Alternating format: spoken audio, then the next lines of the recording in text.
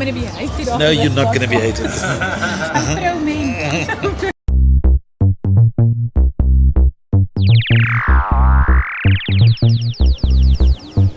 So you're getting good camera. I've said before that we're going to have a lot of conversations about men with men, about the challenges that men face in blended family dynamics, and that's still kind of the aim for the most part, but I think we mustn't overlook the value that women, wives, mothers, daughters can bring to the conversation. Let's just put that mic up because otherwise we're not going to get your voice properly. Okay, here we go. Maybe hold in your hand or whichever way. Yeah, I think I'm going to have to hold it in my It's probably best. Yeah, let's both hold our mics. It's probably a good way to go. Tell me about your blend. Okay, so our blended family is just like most people's blended family. Mommy got married to dad. Mom had a child from a previous marriage. Dad had a child from a previous marriage, and together we have one daughter. So we now. This is the new nuclear family. The new nuclear family. His, hers, and theirs. Yes. So that kind of works for us, and it's not uncommon. When my daughter started school, she was like, "Mom, I'm going to be a child of divorce," and I was like, "Actually, no." As soon as she started school, she realized, wait, it's not uncommon. It's a dynamic that works for us. It took a lot of practice, I'm not going to lie. It took a lot of understanding only because I remarried 5 years post my divorce. So by the time you're in 5 years, you've got a structure, you've got a little world that you've created all by yourself, and now suddenly there's a dad in the picture.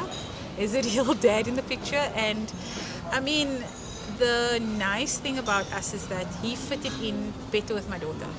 So that was the fun thing. Like he, with me, and most moms would actually, it's not uncommon that you find that guys love the mom, but they tolerate the kids. And when you're raising a daughter, the scary part for me was I wanted someone to love my daughter and tolerate me. And I found that in my husband. Like, I'm not... Are you okay with being tolerated? Is that what you're saying? I'm perfectly fine, because you know what, my husband, I mean, he always says this. He'll say that I'll throw my wife in front of a bus for my kids. That's fine. That's fine. Do that. I'm happy with it. And I mean, like, look, it works almost 10 years later, and we're still there. I think you touch on a very important point, because it's ultimately the conflict and the often arises over the parenting styles and the kids and how you 100%. deal with the kids and whether you love the kids or not and how you display that. And I think there's a lot to be said for the man winning over the woman's children first. Yes. I think there's a lot to be said for that, right? Because and I'm only speaking from my experience, having dated, having been in the dynamics, having dated someone with no kids, having dated someone with kids back in the day, if I found that, and look, I've learned a lot from my husband, in terms of tolerating me. I know that if I'm in the wrong or my kids are, he'll always stand up for my kids. Always, 100%. And I mean, now today he's got 2 girls, we're raising 2 girls together. And it's so interesting because, I mean, I know that if I should go travel for work, my kids are in the best care. Daddy breaks all the rules, but daddy also tolerates a lot. When I joke a lot about the fact that my eldest, that was my child, she loves my husband way more. Like, it's almost like I disappoint her when I wake up in the morning because I'm a teenage mom. But when she sees my husband, she's like, "Daddy, I missed you so much." And I'm like, So yeah. hold on, let me pause there for a moment. She calls your husband daddy. From day one. Is it? Yeah. What does she call her biological dad? Dad. Okay. Yes. And if they're both in the same room? Dad and daddy. So the funny thing was... there's some orders. Lovely. Hello, how are you? Fine, thank you. Good, thank you. I am going to have a cappuccino, please. Okay. What are you having? Same. Yeah? Sorry, I forgot to introduce myself. My name is Tina. Say that again? My name is Tina. Tina, Tina. nice to meet you, Tina. I'm Bobby. That's Ulpha. Nice to meet 2 you. cappuccinos. Thank you very, very much. Okay. Thank you. So let me retract. Let me tell you how that story came about. So my husband and I, we got married on a date. Yes. Don't look at me like. Are you serious? Yes. We All got married right. funny story. We got married on a day. But you didn't know each other at least. We did. I mean, And you liked each other a little we bit. were friends. We were Okay. friends. And you liked each other a little bit. I was dating someone else. Are you dating somebody else? Yeah, Oh, dear heavens. that's going into. Who is the person who dated you and why? Was this a different story altogether? Yeah, different story, different podcast. But anyway, my husband was, so we were friends, we were hanging out, but he immediately took to my daughter. So he would watch me go on dates. He would I was living my best life. When I come home, he was like, how was it? And I was like, oh, it was amazing. It's so much fun. That's a story yeah. You told your potentially future husband about what a wonderful date you just had. Yeah, totally. This is weird, guys. Yeah, and I mean, we joke Look, about... it takes, I'll tell you this. There's a bit of pain in that from a man's point of view. I'm sure he felt a little bit of a pang of, wish he hadn't gone. But how admirable and how strong for him to be able to do that. You must have admired that. No, I loved it. And I mean, he was always my friend. I know what you guys are thinking. I'm going to ask her the question. Hang tight. He was always my friend. The friendship was always there. But what I loved was the fact that he took to my daughter. Yeah. And again, like I mentioned earlier, other guys took to me and they tolerated my daughter. Okay. And you could immediately see that. They would plan, if I would say things like, oh, let's go out family Sunday. They would do family Sunday 8 o'clock in the evening when my kid has to go sleep. So naturally I cancelled because my kid was always my top priority. Sorry to jump in. I can see you got another thought. It's a lot. But I want to know, and this is an important question. I don't know how to necessarily structure it, but essentially the question is this. Who was most responsible for that relationship starting as well as it did? Was it mostly, you think, your daughter's personality and way of being?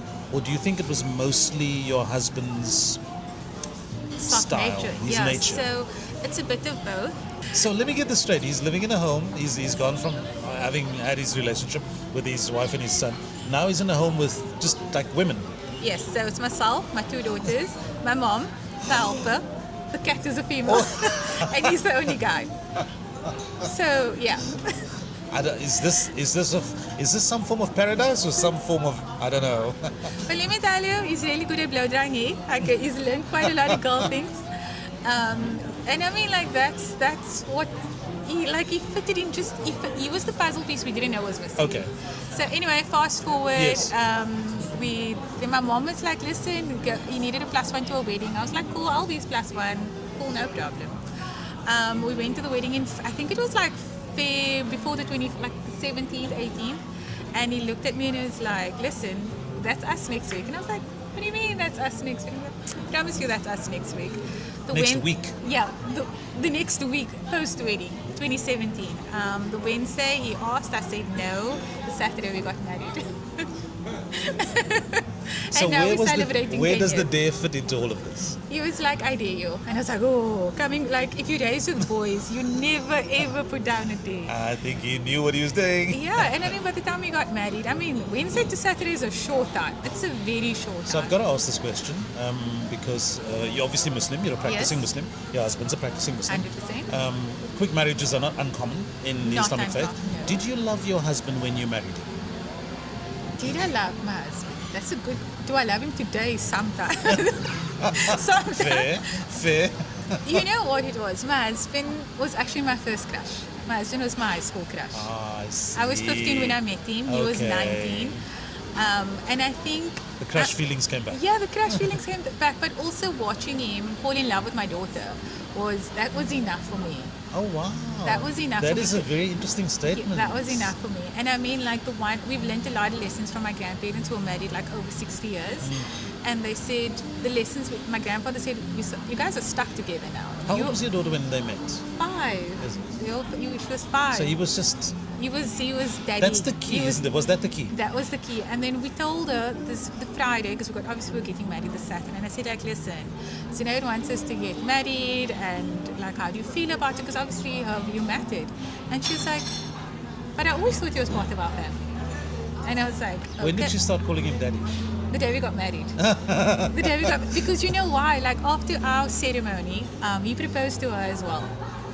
So he had it all, he proposed to her and she was like, oh yeah, cool, thanks Dad, thanks Daddy. There's a bit of a controversy around that particular thing that I've seen online lately where some people say that it's essential because you marry a family, don't you? You do. Not just and others say it's a little bit, and I don't know what word to use here, let's say silly for want of a better phrase, to propose to a child who doesn't necessarily know what's going on. Yeah, but it wasn't a romantic proposal. I mean in the most innocent way. Yeah, obviously. It was may I join your family? Okay. And we still have photos of it, and she was like, Yes, like she was over the moon, and I mean, like, it's things like that that you don't realize matters to a child. Oh, Because- cappuccino's arrived. So- No, Oh, please thank go ahead. you. Thank you.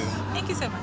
Thank you very much. And this is what like most women don't understand. You're not just Thank you so much. a man Thank is you. not just marrying you. Excuse me, sorry. Would you like some sugar or honey? No, I'm fine. I'm good. Thank you very, very much. Thank you. Thank you. You're not just, and I know a lot of women won't share my views, right? But your spouse, whether it's a woman or the man, you're not just marrying the person. You're marrying into a family dynamics. You're taking your mannerism and ways, and you're integrating it into another family. And it can either be done in a very healthy situation and in a very healthy way, or you can come in very militant and you're going to come up with a resistance. I call that a domestic culture clash. Yes. Because it is ultimately good or bad, right? But you got two domestic cultures that have developed over time, in your case over 5 years, and now you're integrating somebody else's, and they fold the towel like this and not like that, and that never they ends. they wear their socks 3 days in a row, and you Never can't ends. stand that sort of thing. Yes. And what was nice is the fact that the conversations, and I think because my husband and I had a friendship before we had a romantic relationship, the friendship was there. We spoke as friends. The one rule we always had was that, and I mean, we still do it today.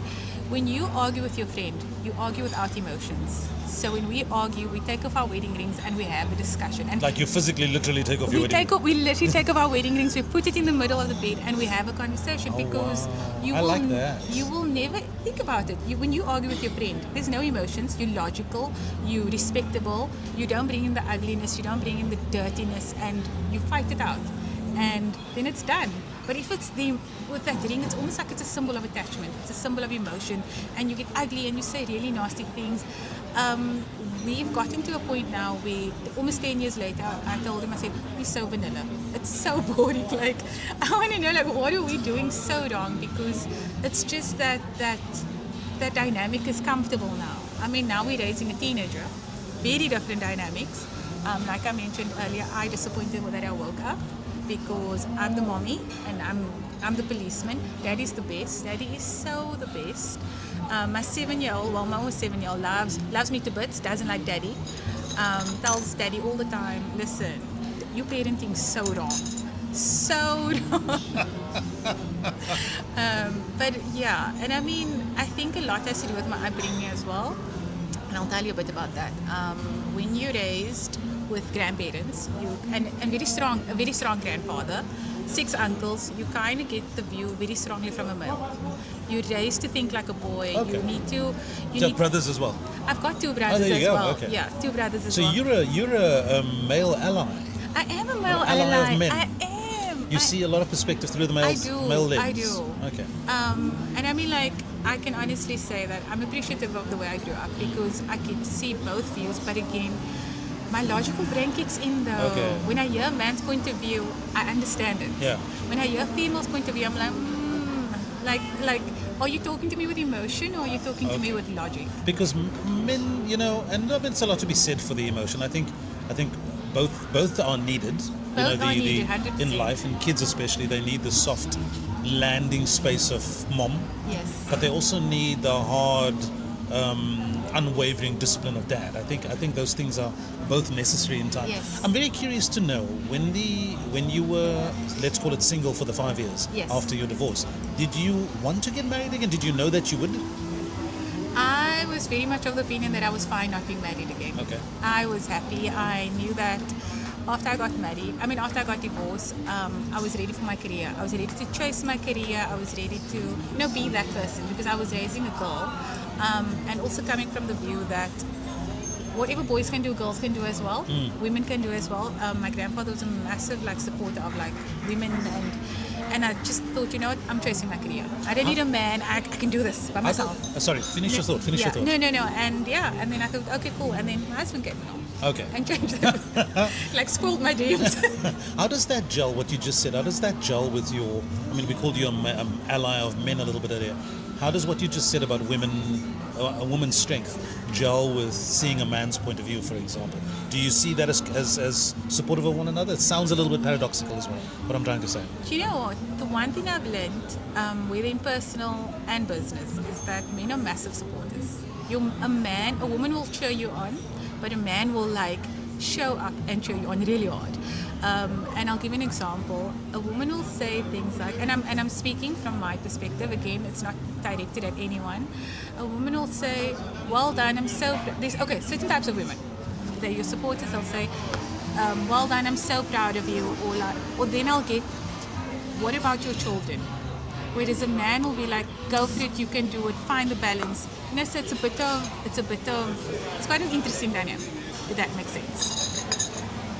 Today's Blended Agenda is being hosted by The Bistro at the new Riverlands Mall in Observatory in Cape Town. They have a full menu of tasty treats, perfect for any time of the day, breakfast, lunch, a snack and a cup of joe, including the perfect cappuccino. We're recording late on a Saturday morning, and as you can see, they're already quite packed here. Come pop in if you are in the area. If you're visiting Cape Town, The Bistro at the comfortably sized Riverlands Mall in Observatory is well worth the trip. And I would just want to circle back a little bit. The 5 years that you were by yourself. Oh yes. You mentioned earlier that you developed your own style now. You were running your own home. Your domestic culture was a certain way. Yep. Was there any fear at all that somebody was going to come and mess with this now? Yes, all the time. Like, especially when I would date and I'd look at a guy and I'd be like, you don't fit the aesthetic, I mean, I'm not even going to lie. When my husband got married, he moved into our place. Okay. Right? It took me a month to pack out these things into my cupboards. And I was like, your clothing doesn't aesthetically fit your products don't aesthetically fit my bathroom. You can ask him, he'll tell you the truth. Like, it took me a month to wrap it up. Here's the thing though, men, and I speak for all men when I say this, I think, we actually don't care. I know, We but actually we don't do care. care though. No, but for us it's like if you said this, whatever this thing that you're bringing into our married life, that must go. Men are like, whatever. We actually don't care. Let me tell you how bad I was. I think I still am though. He came in with like a 43 all-in-one, like a wash, a body wash, a shower. I was like, what? I'm exaggerating the 43 part, but I'm like, where's your shampoo? Where's your conditioner? Where's your That makes logical sense. Why do you need 5 bottles there? You just have one. Aesthetically, that didn't fit my look and feel. And I bet he didn't care. Not at all. Yeah. Not It's at like, all. Like, whatever. he still to this day uses my shampoo for his face, his body, and I'm like, what's wrong with you? We are appreciative Why do you like of that. this? We are appreciative of being, let's say, looked after. Yes. And we know, for the most part, we know that we're no good at it. I'm no good at it. I'm no good at fashion and body creams and lotions and blah, blah, blah. I'm no good at that. But if you brought it to me and said, listen, here's a lotiony thing, you have to apply it. Please don't tell me I've got to apply it like this and like that at 7:13 every night, every other night. Not that. But, if you helped me be better at that sort of thing, absolutely we'll do it. Because we see the value in it, I think. And I don't think enough women understand that. But I'm veering off the point, because this is not about the way we look. It's about the way we handle ourselves. How, and I think this is the crux, and I ask this question of everybody, is he allowed to, not parent, discipline your daughter from your previous relationship? Of course he is. Harshly. But that's the thing though. I don't believe in harsh punishments. And he's actually taken on to the way I parent. Look, she's 14 now, she's going to be 15, so punishment has obviously changed. Before it used to be like, listen, what's happening? Also, we're talking parents. I think I'm more the one that would be like, I'm going to kick your ass. I will. But again, he's more the talking parent. But what is so bizarre is that his talk matters more than my talk. So it's the privilege like of being a dad. Yeah, it's almost like, again, typical dad-daughter relationship. She never wants to disappoint him. She never, mom is it's fine, but dad, if he must say, oi, she'll be like, I'm sorry. If I must say, oi, then she'll be like, oi. she'll What do you mean, oi? Yeah, like, why are you speaking to me like that? With him, he'll get to sorry much quicker than I will. But again, because I've raised her on kindness and respect and caring for others and your environment. Look, I'm not saying she's a perfect kid. No kid is perfect. We had our shouting moments, but With me, she would be much easier to retaliate. With him, nope, he's a golden dad. I think that sounds pretty normal. I think it's He's the- pretty universal, yes. that kind of thing. What is not so universal is the relationship between your husband and your ex-husband. Yes. Talk to me a little bit about that. You're probably hoping for like some juicy gossip or like, oh, they hate each other. Actually, no. Actually, 100% no. The day after we got married, my ex-husband collected, obviously it was his time with his daughter, and he fetched her, and Junaid reintroduced himself. He said, hi, I'm Roz, other dad. And my ex-husband was like, okay. And then he said, like, I'll be taking care of your daughter as well. Yeah, I mean, there were outside forces that came in and reminded her that he's not her dad. And I mean, that broke her heart completely. And we sat down and we spoke to her, and I said, like, okay, how do you want to address this? Do you feel, I mean, she was 5'6", and I said, how do you feel? Do you want to call him uncle? I would respect that. And she said, but he is my dad. He does all things that dads do. He takes me to school. He gives me medication when I'm sick. That's quite a logical thing to say for a young child. Yeah, and I said, okay. And she said, but mom, and I said, then you know what, if anyone has an issue with you calling him dad, tell them to come and speak to me. This is not a you and them conversation, it's a you and me. It's a me and them conversation. That narrative got out, and it's never ever been an issue. Like now, if my ex-husband can't fetch her, my husband will fetch her. Sports events, my husband's at the sports events, he makes time for that. He's a very hands-on dad. I applaud him for that. I don't know how he handles the dynamics of so many women. Like, I would have walked out long ago, to be honest. I'd be like, nope. Is he remarried also? My ex-husband, no. Is he not? Okay. No, but with my, yeah. Okay. Do your let's call them two husbands. Do they get on? They get on really well. Are they friends? Or are they cordial and they get on? Because that's the best one can ask I mean, for. like, my for the most husband's of the the type, times. my husband's the type of person that if my ex-husband has an issue with his car, my husband would reach out to him. So he's quite a. I'd call that friends. I would call them probably friends. He's probably more friends with my ex-husband than I am. I'm being honest. Okay, now it's getting weird. No, really. I mean, my ex-husband and I, we raise a kid together, but we're not friends, which is normal. It's completely normal. We tolerate each other. Different dynamics, different podcasts, but my husband is more the person that he's everyone's friend. So he has a much better relationship with my ex-husband. Okay. Yeah. Look, full disclosure, I've known Ulpha for a long time, many years, in various guises. We do similar sort of work. We live in the same neighborhood, and there was a time, and I'm touching on this because of what happened probably a year ago. I was in need of a silly thing. I needed a camping table or something. And we've got this little community WhatsApp group like everybody does these days. And I put it in the group saying, I need this table for the thing that we're going to do, and I don't have one. I don't go buy one just for this one occasion. And she responded straight away and said, oh, we've got one. You can come and borrow ours. And that's when I first met your husband. I think you guys had just gotten married at the time or something. So it was probably some time ago. Yeah, we're celebrating 10 years next year. Oh, okay, so you'd been married already. Yeah. But that's when I met him and found him to be very likable and cordial kind of a guy as well.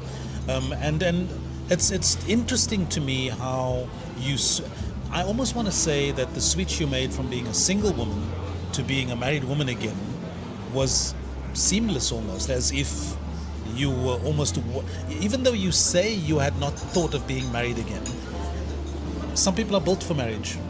Some people are. I think it also has a lot. I'm not going to lie. I think I was the one that found it the hardest to adapt. Not because I was now being put in a marriage, but because I had curated like a little tribe, little village. We were a bunch of single parents, we were a bunch of divorced parents. And again, growing up with guys, most of my friends are guys. So for me, I was very scared to start this dynamic because I was so scared of losing them.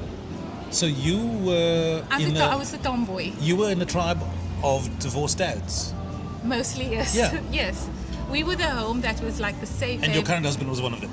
No, my current husband was wasn't. he not? Okay. He came into the circle, and I mean, like after we got married, and I told him, I said, like, listen, this is my situation. These guys, like, they are amazing. They matter to me. They've been with me. Some of them have been with me since varsity. Safe to say today he's actually got amazing relationships with him. Amazing. Has it? And I mean, we've raised our kids all together. We've raised our kids together. We do coffees together. We do parent stuff together, and we do non-children stuff Nice. together, which is really important. And I think that also it's important because when you're raising daughters, and I mean, I've got one best friend together. We've been friends for 23 years. He's also raising a daughter.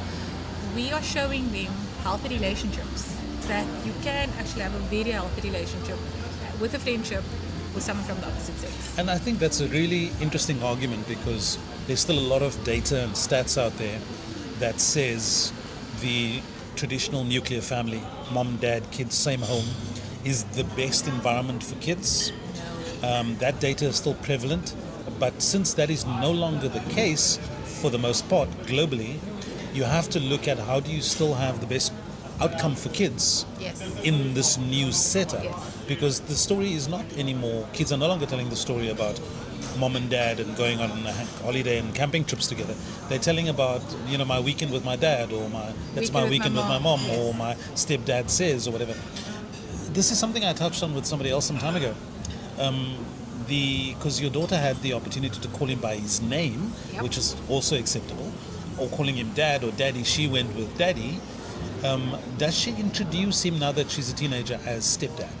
No. So Okay. we dropped the step notion completely, and I'll tell you why though. So my mom, we were also in a blended family type situation. My mom married someone. Well, he passed away. Amazing man. Okay, so you come from a blended family. My two brothers are from my other dad. Ah, lovely. Okay, And so you kind of knew how to I knew navigate this. Yes, Yeah. and she'd raised me from day one that there's no such thing as step. The minute a man steps up or a woman steps up to help raise you, that step falls away. Oh, wow. And I mean, when I look at my brothers only found out like very late in life. Like when I say late, I'm talking like in their teenage, that we didn't share a dad. Oh, wow. They just automatically assume that we have a very big family. Oh, wow. Yeah. This blows my mind. No. Because you and I are both communicators, and we understand the value of words, especially reinforced words. You say the same stuff. It's propaganda, right? Yeah. If you say the same stuff over and over again, people tend to absorb it and live it. And if you keep on saying stepchild, stepchild, stepchild, you start treating that child 100%. like a stepchild. 100%. And I mean, like when I look at my youngest, right? She's going to be 7. She's now realized that my eldest has a different dad, but she doesn't have any notion of like step. She's like, oh, that's my sister's other dad, and I'm like, yeah. She's like, okay, cool. But again, and I mean, she'll still speak. She'll call him like uncle, but again, there's no like. It's like, I don't know if it's not clicked yet, but to her, we're one big happy family. Yeah. I don't think kids, because they're kids, right? They're not adults. They don't get the adult world. So I don't think they fully understand. I've noticed it's adults that the concept. this notion of step. Yeah. And I promise you, once you drop the step notion, you'll parent so much better, so much healthier. I mean, and again, I'm speaking from experience, having been raised in the situation. No steps, no. And I mean, I got to a situation where I fought someone with my brothers, and I was like, how can you say my stepbrothers? They're my brothers.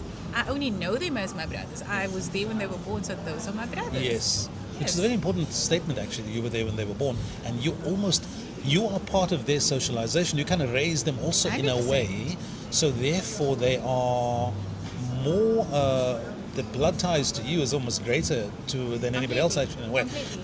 And it's interesting. It works both ways, actually. I think when kids drop the step dad or step mom monikers, they are better children as well in the home as well, because they're not constantly seeing this as an imposition, I think.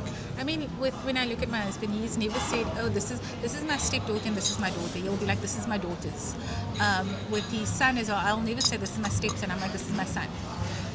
Even though we don't see him, it's a case of he's still my son, because they share a sibling. And you're married to his dad. I mean, there's a lot to be said for that. 100%. I mean, he'll never say, oh, I'm going to my stepdaughter's play. He says, my daughter's playing hockey, or I need to go to my daughter's not feeling well. And again, it's society's put so much pressure on the step word. It's so weird. Yeah. For me, it's weird. It's just I agree with you. I mean, I'm so into this whole thing. I don't even call my step ladder. It's my ladder. It's your exactly. Otherwise, the other ladder feels left out. There we go. Ladder. No, seriously though. Do you have any conflict memories, especially at the beginning? Did you feel in any way pinched, cut in any way, the first time your new husband disciplined your daughter? Was there any feelings from your side where you wanted to step in and decided maybe not to?